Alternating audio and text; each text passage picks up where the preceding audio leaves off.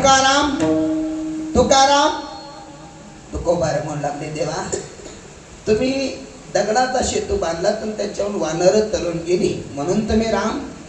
पण ऐका, मी पण शेतू बांधला देवा, मी शेतू अभंगाचा बांधलो, त्याच्यावर कितीतरी तरलेले आहेत, तरत आहेत आणि तरतील.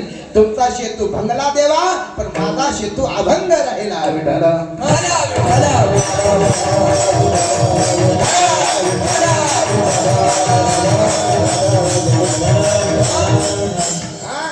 हे सगळं देवानच दिलेली लीला. आवाज देवानं दिला, वाजवण्याची कला देवानं दिली, गाण्याची कला देवानं दिली. फक्त हे देवानं दिला असं म्हणून राहिला तर तीच कला त्याला अमर बनवते, नाहीतर तीच कला त्याला मातीत सुद्धा घालते. बघा, एखाद्या वेळेला अज्ञानी राहिलं तरी चालेल, एखाद्या वेळेला जास्त शिकलं नाही तरी चालेल, पण जास्त शिकून अहंकार निर्माण करण्यापेक्षा ज्ञानोबा म्हणतात तीच येतं ना. योगा या गवी दिये नेनो हे योगा या गवी दिये नेनो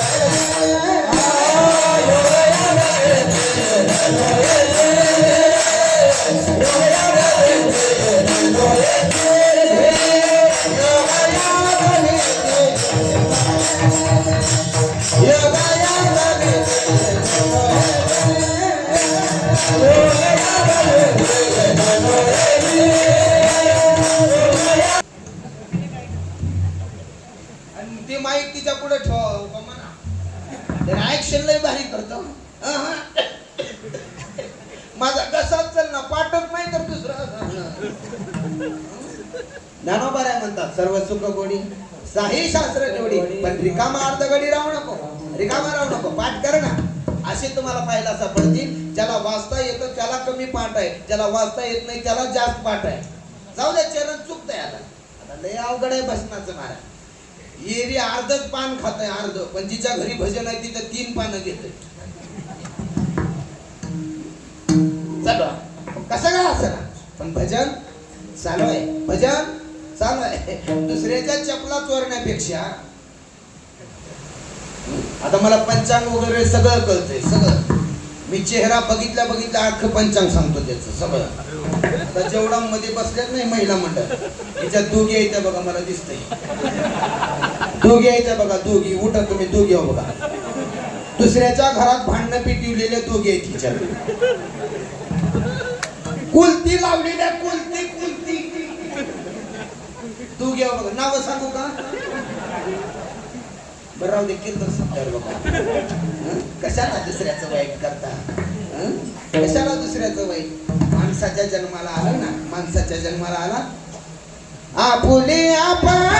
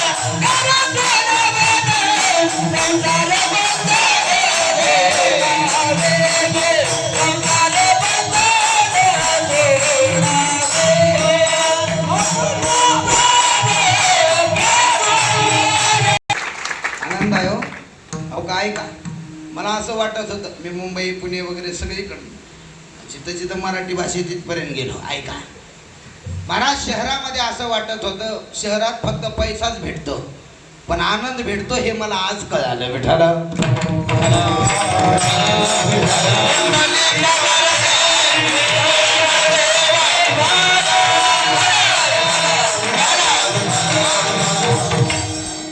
नियोजन करणारे चांगले असले ना पुढं मस्तच होते, नाहीतर एक एक असे नियोजन करणारे तुम्हाला सांगतो.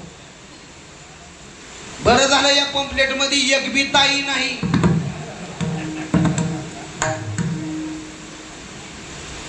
हे थोंडोपण दादाची कृपा आहे बरं का. ऐका नीट, कोणाला नाव नाही ठेवायचं मला, पण संप्रदायामध्ये बघा तुम्ही आजही निष्ठावंत वारकरी असल्यामुळे किती शोभून वाटतं नाही का.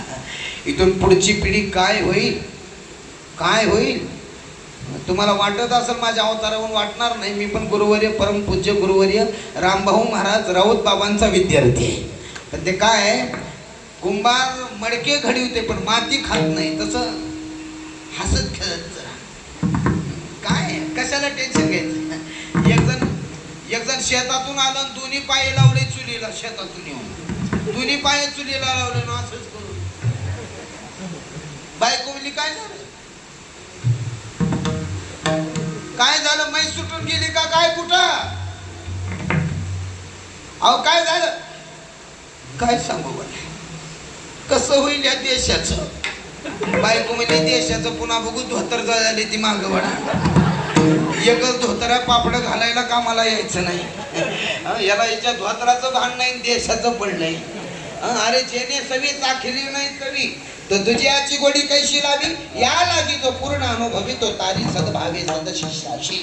त्याला स्वतःलाच पोहता येत नाही, ते दुसऱ्याला म्हणते माझ्या कमरेला धर कशाला मरायला. आपुली सुद्धी जया नाही आणि काचे ते जाणे काय, आणि काचे ते जाणे काय, आणि काचे ते जाणे काय. आपुली सुद्धी जया नाही आणि काचे ते जाणे काय, आणि काचे जाणे नाही, आणि काचे जाणे नाही.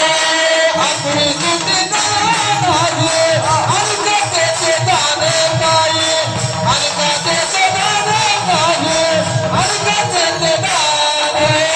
आपुली सुद्धी जया नाही आणि काचे ते जाणे काय, आणि काचे जाणे नाही, आणि काचे ते जाणे नाही. त्याला स्वतःचं भान नाही मी कसं जगतोय, तर दुसऱ्यांना काय मार्ग दाखवणार आहे महाराज. सप्ताह पुढे होऊन जे काही करतात ना त्यांना सहकार्य करता आलं तर करावं, नाहीतर त्यांची निंदा कधी करू नये. एक सांगू का, भगवान त्याच्याकडून करून घेतो काही काही गोष्टी. देवानं सगळ्या गोष्टी आपल्याकडे दिल्या नाहीत. काही गोष्टी त्यानं ठेवून घेतलं म्हणून बरं झालं. हे पाऊस वगैरे जर ग्रामपंचायतीच्या हातात दिला असतं, विरोधक बंधाऱ्यावर बसून मेला असतं. पण काही गोष्टी त्याच्या हातात आहे ना, त्याच्या हातात आहे. हा, हे मरण वगैरे सगळं त्याच्या हातात. आपण म्हणतो एक सांगू का, लुडो गेम माहिती आहे ना, लुडो लुडो लुडो. अरे आपली गोटी बाहेर काढायचं म्हणलं तर 6 पडावं लागतं. 3 पडू नये भागत नाही, 4 पडू नये. हा, आणि जिंकायला एकच कमी आहे. तिथं 6 पडले 5 पडले त्याच्यातलं एक कमी कर असं नाही, एकच पडायला पाहिजे. प्रारब्धाचा मागायचे त्याच्या. म्हणून तरी कुठं तरी कमी ठेवले बघा. ज्याला आवाज आहे का त्याला स्वर नाही, ज्याला स्वर आहे त्याला आवाज नाही, ज्याला दोन्ही आहे त्याला पाठ होत नाही, आणि ज्याला सगळं येतं ते इकडं टायमावर येत नाही.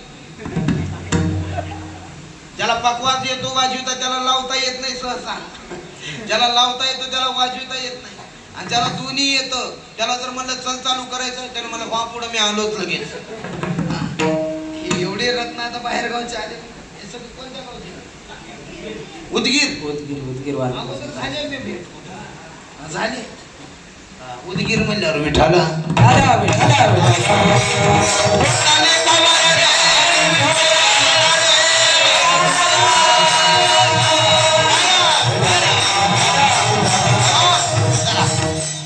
मी वाचवण्याची जर वृत्ती आपल्याकडे असेल तरच आपण दुसऱ्याचं कल्याण करू शकतो. मग तुकोबाने आपल्याला जो उपदेश करताय, तुकोबाने स्वतःच काय शिवितो हारस वाटितो आणि का घ्या रे हो नका रान भरी अनुभवाले अंगा ते या जगा दे तसे मी स्वतः तुका म्हणे चाखुनी सांगे मग अनुभव आहे अंगे.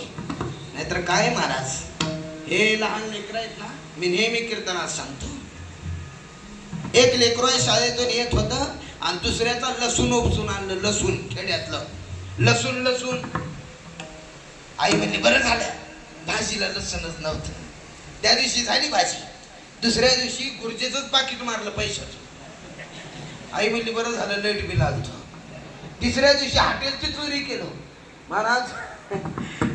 आई म्हणली बरं झालं पैसे भरायचे होते, कारण सध्याच्या मावश्या कुणाला घाबरत नाहीत. लाडकी बहीण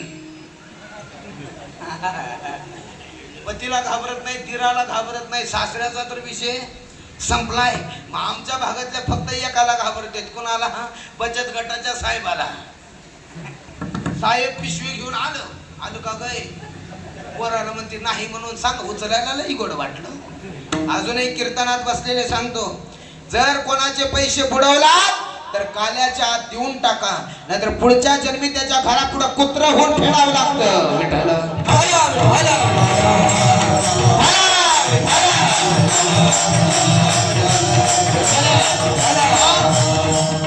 मुलगा चोऱ्या करू लागला. चोऱ्या करत असताना एक दिवस तो कॅमेरामध्ये सापडला, त्याला फाशीची शिक्षा मंजूर झाली. फाशी देणार एवढ्यामध्ये त्या फाशी देणाऱ्यानं विचारलं, बोल बाळा तुला काय इच्छा आहे? आता त्याला काय हैदराबादची बिर्याणी खाऊ वाटतं शेवटलं. बोल तुझी इच्छा काय? ते पोरग म्हणू लागलं, माझ्या आईला 2 शब्द बोलायचं आहे. आई ही तिथं रडत आलेली होती. आईच्या जवळ गेला, रडू नको आई, आज रडून काही फायदा होणार नाही आई.